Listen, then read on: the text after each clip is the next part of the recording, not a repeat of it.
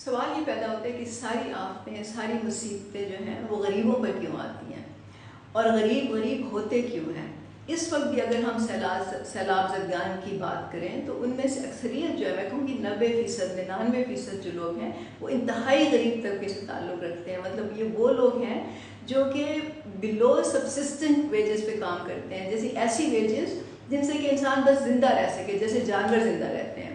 انہی کے بچے ہیں جو اسکول نہیں جاتے، جو سٹنٹڈ ہیں، انہی کے نوجوان بے روزگار ہیں، انہی کے بوڑھے ماں باپ جو ہیں ان کو علاج کی سہولت نہیں ہے اور وہ وقت سے پہلے مر جاتے ہیں۔ اور یہی وہ لوگ ہیں جو جھگی نما گھر، جن کو کہ گھر کہنا بھی میرا خیال ہے کہ گھر کی توہین ہے، وہ ان جگہوں پہ رہتے ہیں جہاں پہ پانی آتے ہی وہ سب سٹرکچر جو ہے وہ بہہ جاتا ہے۔ مطلب یہ چھپڑوں میں رہتے ہیں، جھگیوں میں رہتے ہیں، کچے گھروں میں رہتے ہیں۔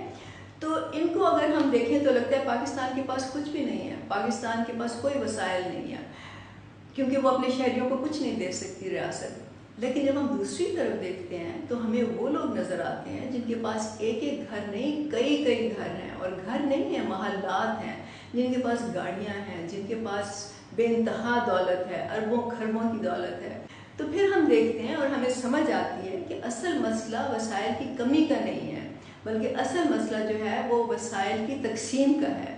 اور یہ تقسیم جو ہے یہ فطری نظام نہیں ہے، یہ خدا کا حکم نہیں ہے، یہ انسان کا بنایا ہوا نظام ہے جس کے تحت وسائل کی ڈسٹریبیوشن ہوتی ہے، وسائل کی تقسیم ہوتی ہے، اور یہ پتہ چلتا ہے کہ کس کو کتنا ملے گا۔